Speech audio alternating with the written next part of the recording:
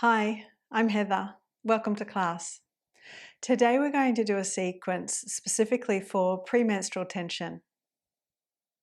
Before we begin, if you find this video helpful, be sure to like and subscribe. We're going to start utilising the wall. So let's take our mat to the wall. We're also going to use a bolster. We're going to be doing a supported downward facing dog pose. So we'll use the bolster underneath the crown of the head.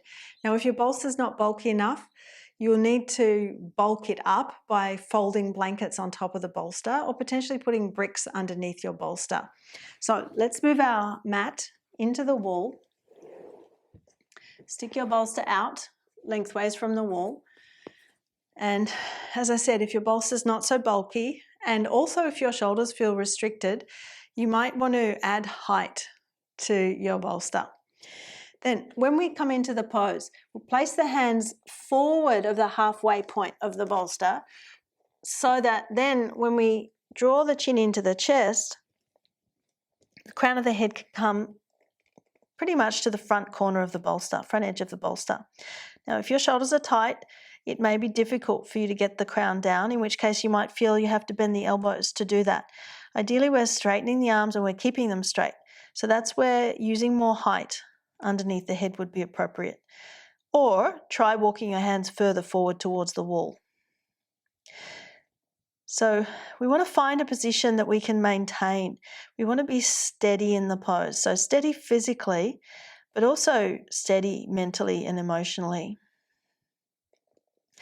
When our hormones are fluctuating in the lead up to our period, then irritability can really set in. And so what we're wanting to do in this practice is find some sense of calm within ourselves, soothe the nervous system, settle the nervous system and our mind and emotions. So as we're holding these poses, see if you can still the body and settle into an easy, steady rhythm of breath.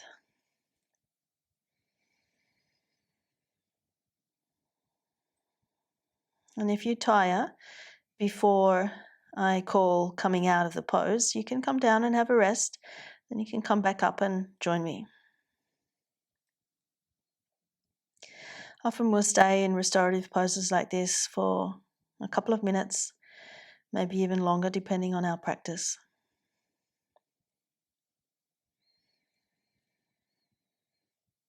Smooth, slow, steady inhalation.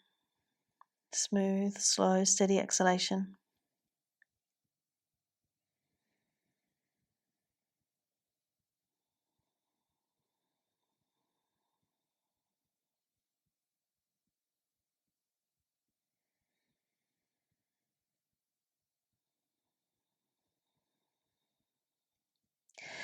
Now we're going to come out of the pose. Let's move slowly. So you lift your head up off the bolster and slowly then bend your knees. Knees can be apart, big toes touch, and let's use the bolster under the chest and just have a moment of resting here.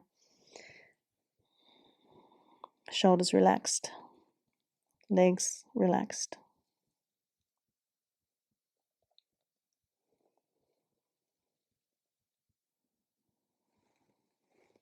When you're ready, you can come up. All right, so now we're going to do a couple of seated poses, or actually more than a couple, but we're going to be working with the support of the chair against the wall and the bolster on the seat of the chair. So let's get our chair. You'll note I've got the chair leaning against the wall, so then it's not going to slip away from me when I lean my back into the chair. I've got the bolster on the seat of the chair so that the neck can be supported as I sit upright here, and then I'm going to use a blanket underneath the buttocks. So it depends on your hips as to whether you'd like more than the height of just one folded blanket. We're going to sit in Baddha Konasana. So you bring your buttocks onto your blanket and just check, is the back supported here against the front rim of the chair and then the bolster? For now, we're going to be sitting up straight. So see if you can bring the soles of the feet together. Let the knees fall out where they will. And if there's a problem with the knees, you can wedge a couple of bricks in here underneath the outer thighs and the outer shins to offer the legs some support. The knees might not like flexing so much, in which case the feet are further out, in which case I suggest you bring the support more underneath the outer shin here. The hips also might like support, so the support then comes more underneath the outer thighs. But watch you're not too far away, because your lower back might round. Pull your hips right back so that your lower back can lift, and the chair is helping with the lift of the middle back. You can rest your hands on your thighs. You can reach your shoulder tips back. And we spend a few moments sitting upright here. If you are wanting to take the pose further, you could potentially let the head lean back. Obviously, you want to make sure this bolster is going to be an adequate support for you. You might need more height, you might need a blanket.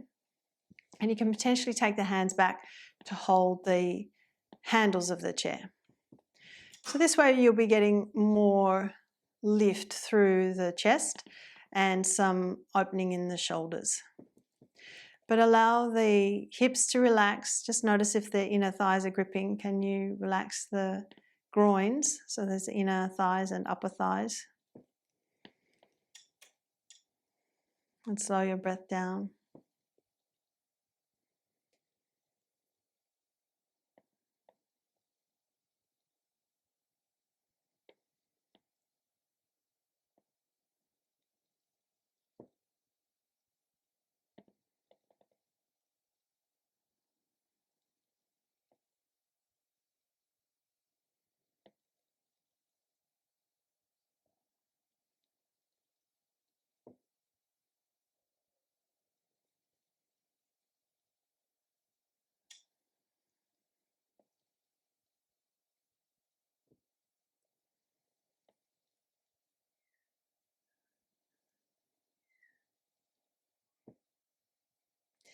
Now we'll come out of this pose, so you can let go of the grip of the handle if you did take your arms and head back. Sit up enough that you can stretch your legs out wide for Upavisthakonasana. So taking the legs to a 90-degree angle if possible. Keep the kneecaps and the toes facing the ceiling. And again, just watch you're not too far away from the chair, in which case sometimes the pelvis will be pulled back and the lower back would be coming into a slightly rounded position. So draw your hips back. Lift up the top of the sacrum, lift up the lumbar spine, lean back so you feel the chair pressing into the middle back. And you might like to just rest the hands as the shoulders roll back and down. You may prefer to be in this upright position. Work your thighs down. If you're wanting to go further, you can lean back. And again, make sure you've got adequate support there underneath the head, and perhaps the arms can go back and you're holding the handles of the chair. Press the thigh bones down. Broaden the back of the knees. Then observe the quality of your breath. Can you slow your breath down? Quieten your eyes. So you set your gaze on one point, trying not to shift your gaze, but it's a softly focused gaze. You're not intently focused on anything in particular.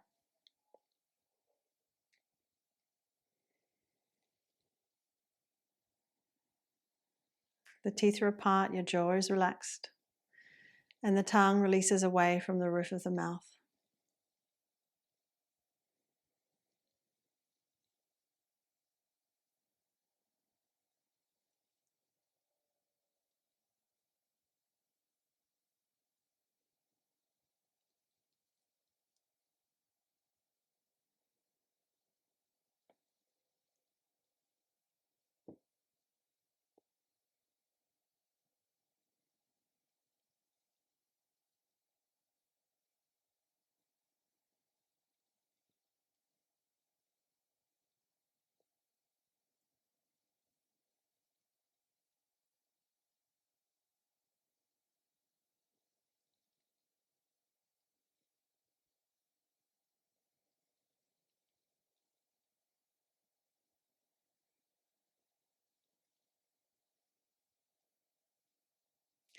Then to come out of the pose, you can release the grip of the handle, lift the head up, and come to sit up. We move on to doing simple cross legs forward bend. We're going to use the chair as support for the forehead, so we can simply turn ourselves around. I will move my mat away from the wall so I feel I've got a bit more space.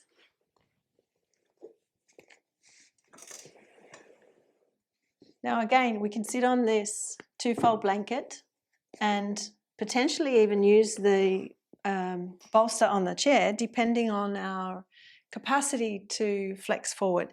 So we've got simple cross legs where the midline of the shins are crossed in line with each other in the midline of the mat, rather than having the ankles crossed and the knees being too wide.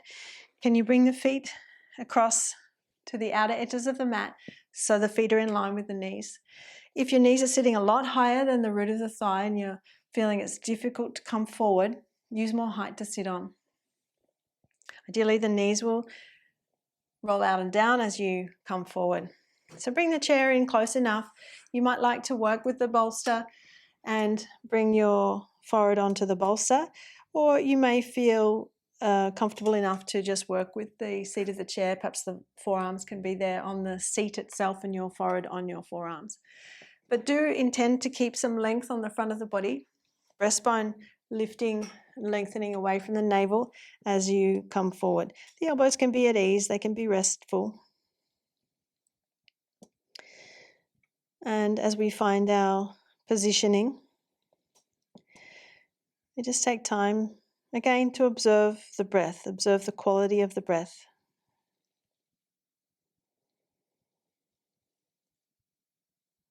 Very often it's the simple act of observing that can allow us to fine-tune the breath.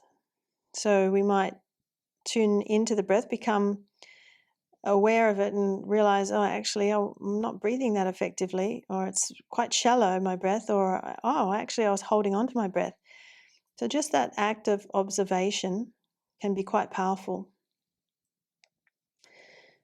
So in the observation then, see, can you slow the breath down? So now there's a manipulation or a direction of the breath. A smooth, slow, steady inhalation. A smooth, slow, steady exhalation.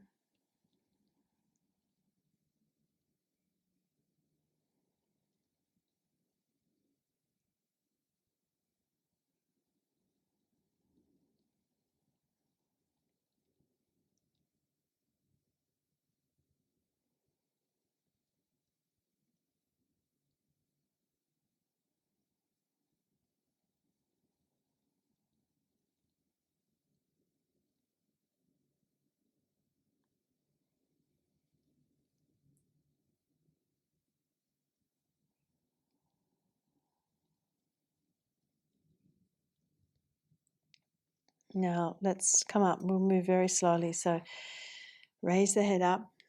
Don't be in a hurry. When you're ready, swap the cross of the legs so the opposite shin comes in front. And again, it's quite a narrow positioning of the knees.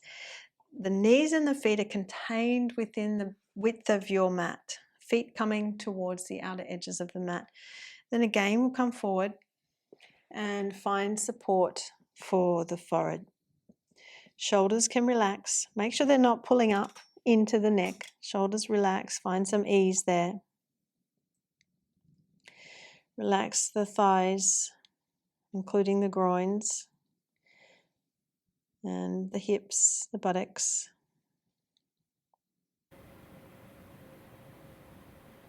Do your best to keep space between the breastbone and the navel, so you're not collapsing the chest. Smooth, steady inhalation. Smooth, steady exhalation.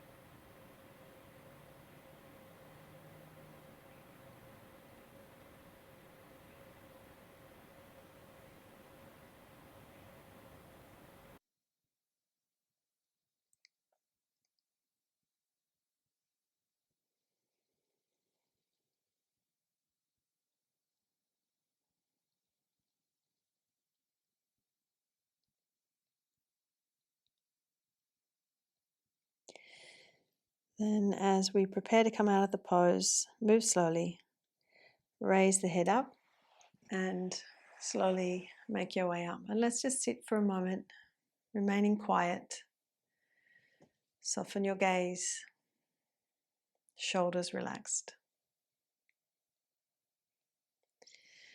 We're going to move on to Paschimottanasana, which is our seated forward bend, legs together. However, today we're going to do with the legs apart, just at least hip width. We can potentially take them out to the width of the legs of the chair. We're going to use the chair to fold forward over, again with the bolster. So once more, using height under the hips can be really helpful. If you do feel stiff, you might want to use 2 blankets rather than just 1. So when we come forward, again, you work out, is this enough height? Is it going to be comfortable for you to stay in this forward bend without resisting, without feeling tense, without feeling that you're overdoing?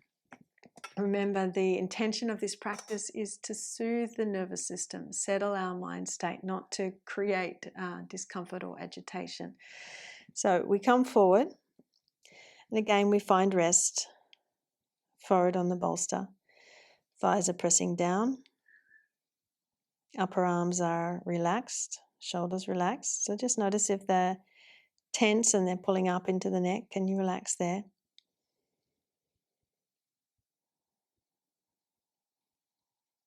And slow your breath down.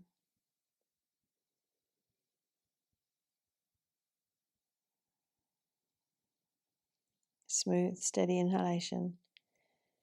Smooth, steady exhalation.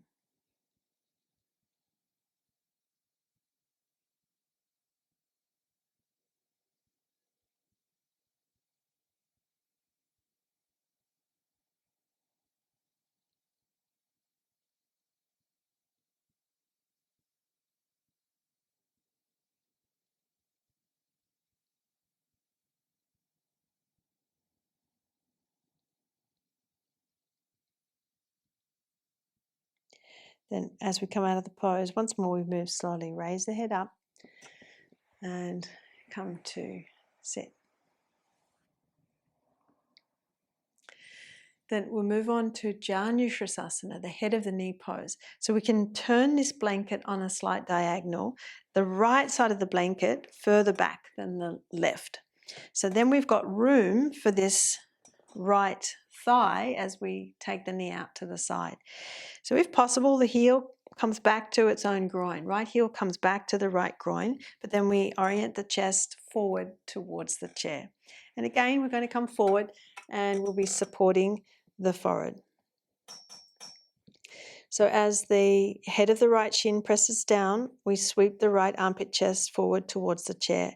Now, I know some people will find this kind of position for the knee intolerable, in which case you need to navigate what's going to help support you. Do you put a brick here underneath the outer shin and the thigh? Do you need to have your foot further out and still with that support? Find out what's going to work for you. Again, we have the intention to rest. Then slow your breath down.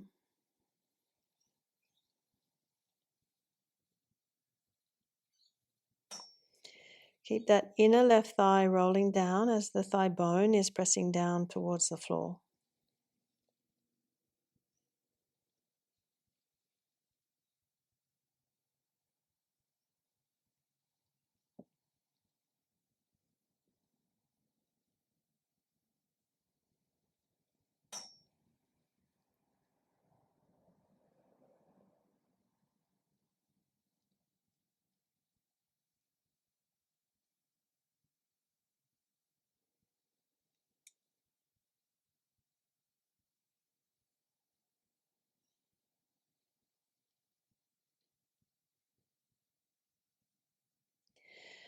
Then we slowly come out of the pose. You can raise the head up, raise the torso up. Again, just move slowly. Let's bring that right leg forward and we can turn the blanket the other way so that the blanket's on a diagonal and the left side of the blanket is further back. Left knee is out to the side, and if possible, you bring the left heel to the left groin. The head of the thigh pressing down. and then we come forward again to rest. Find some support there with the forehead resting on your support, your blanket, your bolster, your chair. Roll the inner right thigh down. Broaden the back of the right thigh and knee towards the floor. Then slow your breath down.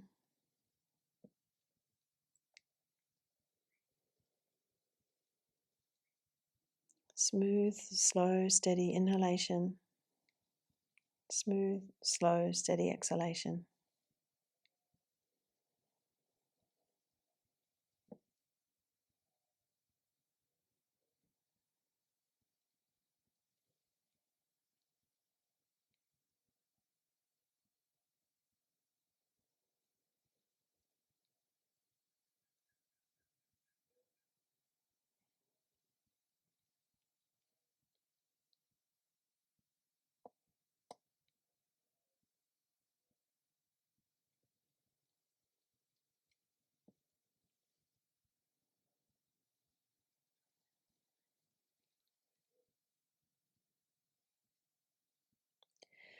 Then as you're ready, slowly come up to sit, and you can bring your left leg forward, straighten your blanket, and we'll just sit for a moment, letting the legs relax. Soften your gaze, the eyes can rest on one point there. And we observe the residue of the practice so far. Observe how that's affecting our nervous system, our physical state, our mental state, our emotional state.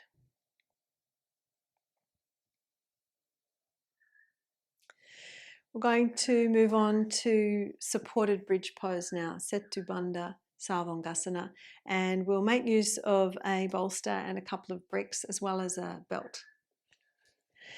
You will note that I've put my bolster in the middle of the mat. It's running the length of the mat, and I'm going to use 2 bricks here for the ankles or the heels to come onto when I lie back. So I've got 1 flat brick and then a blade-shaped brick standing on top of that. There's a bit of a distance, let's say about your foot's length. It really does depend on how long your body is. And that's something that you'll have to navigate when you come into the pose. But there is a possibility of using a blanket, which can really help support the lengthening of the lower back. So fold a blanket in half, put that in the middle of your bolster, and see that it's fairly bulky. So if you've got thin blankets, maybe you use 2 blankets. It really depends on your lower back and how you feel when you arch back here over the bolster as to how much support you might like there. Some students don't need it, but it just prevents the pelvis from really sinking down into the softness of the bolster, which can cause discomfort for some people in the lower back. Have your belt handy. We're going to sit on our blanket closest to the bricks, facing the bricks, and we're going to use our belt around the ankles. So you can bring your heels up onto your bricks and bind your ankles together.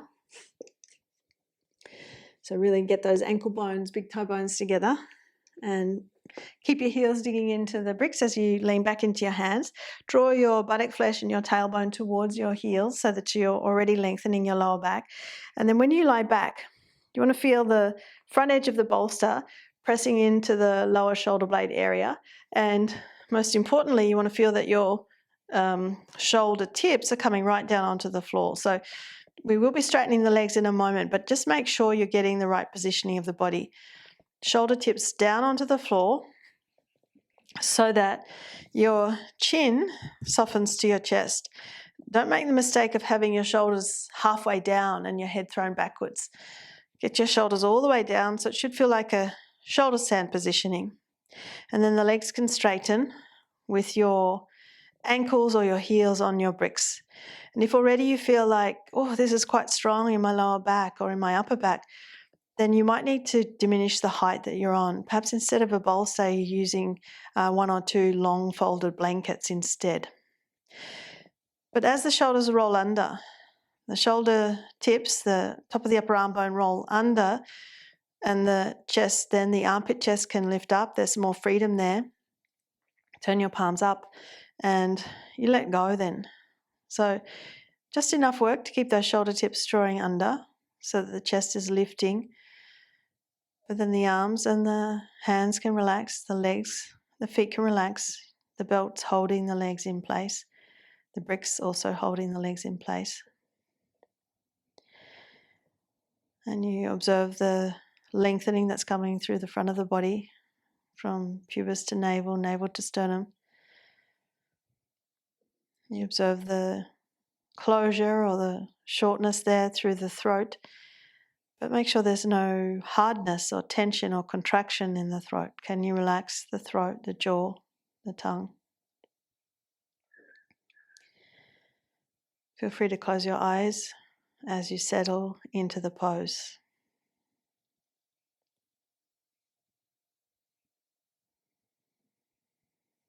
Let the breath be easy.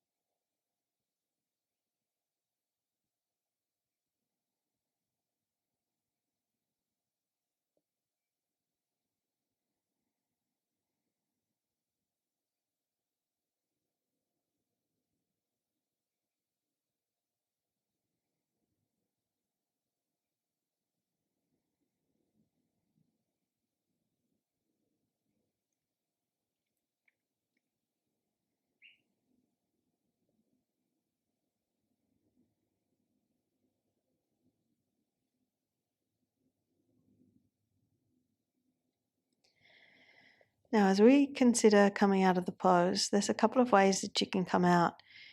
You can either roll off to the side or you can slide your body off the bolster.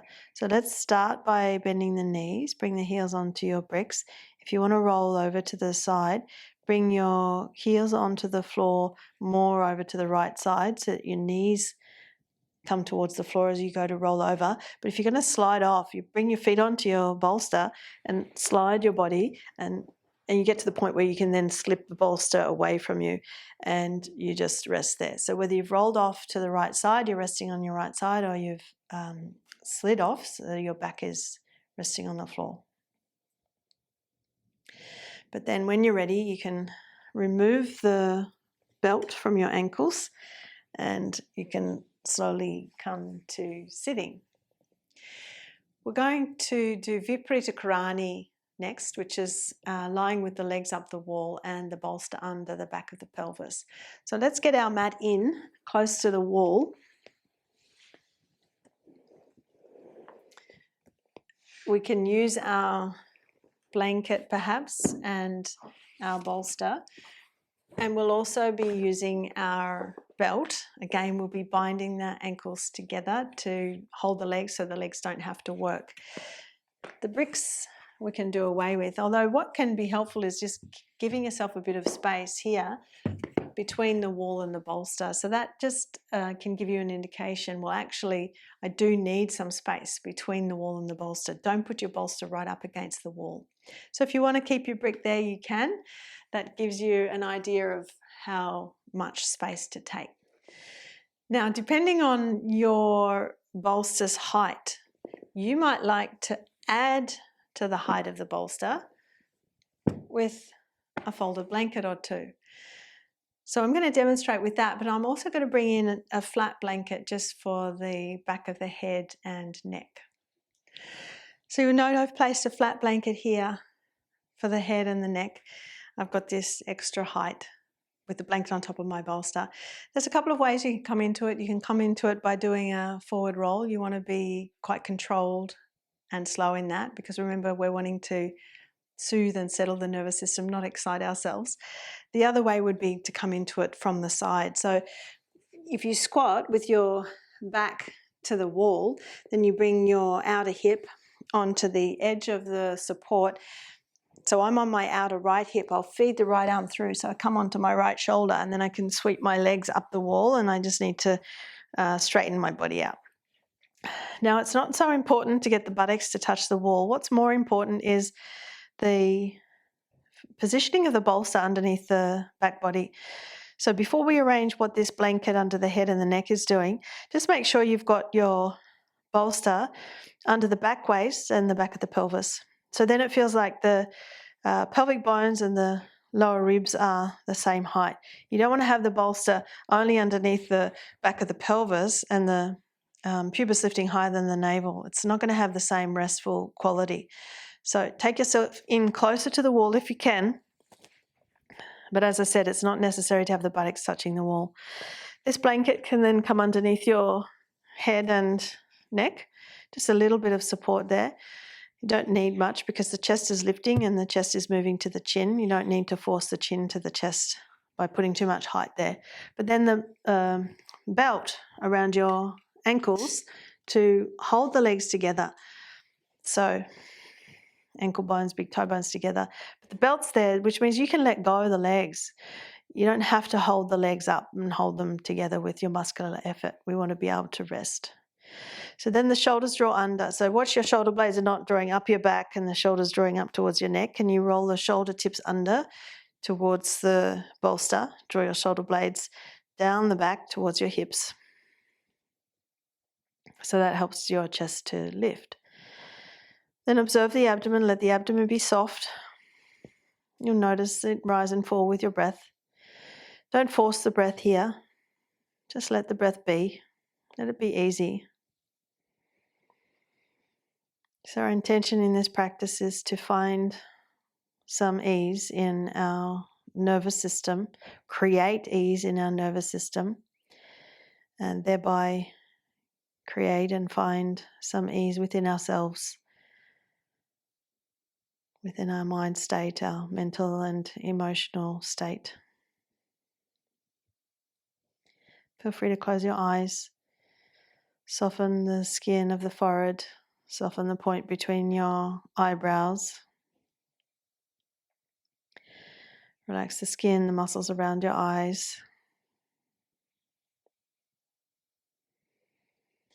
Relax the cheeks and the jaw. So your teeth are apart, the jaw, the temples, the inner ears all restful when you relax the jaw and the teeth apart.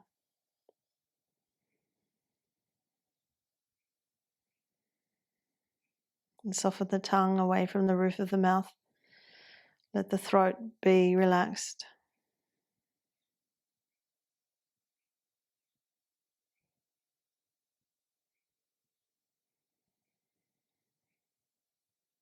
And notice the spinal muscles. Is there any gripping there? Can you let go the spinal muscles?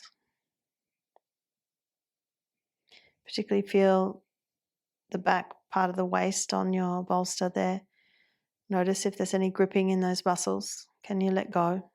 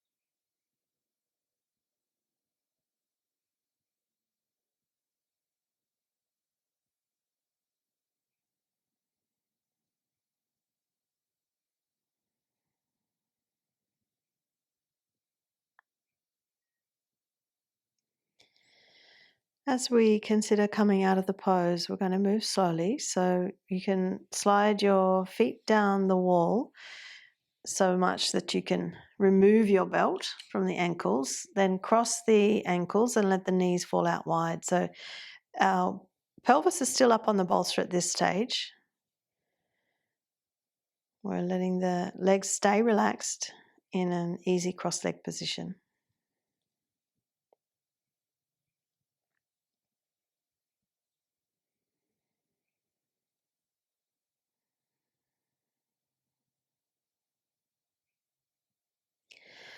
Then we're going to carefully move ourselves away from the wall. So move your blanket that's under your head first.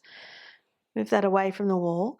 Then you'll gently press yourself away from the wall with the back of the pelvis on the floor and the crossed legs on your bolster.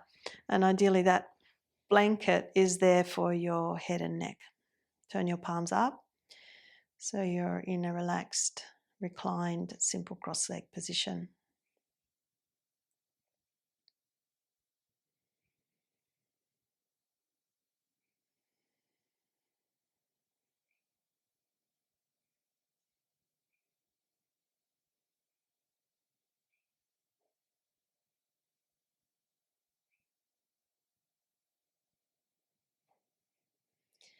And carefully swap the cross of the legs, opposite shin in front.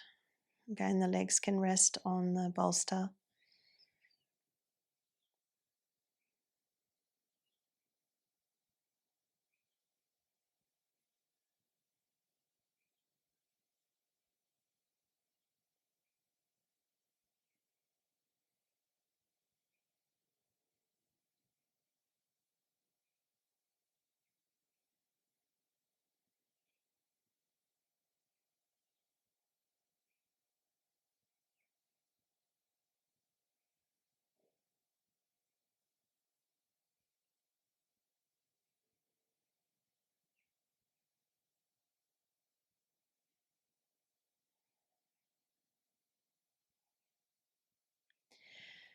Then as you're ready, you can bring the knees together, roll over to the right side, stay there a moment, support your head.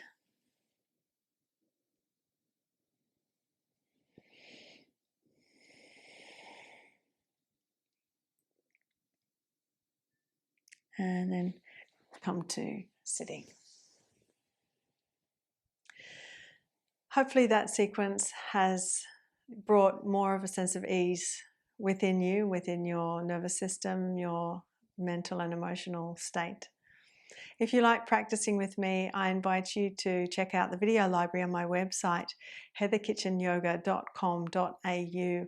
I've got over 400 full-length classes in that video library, and I'm adding a class every week. You can start your monthly subscription with a 7-day free trial. That's it for today. Thanks for joining me. For more in-depth teaching, check out the video library on my website, heatherkitchenyoga.com.au. The link is in the description box below.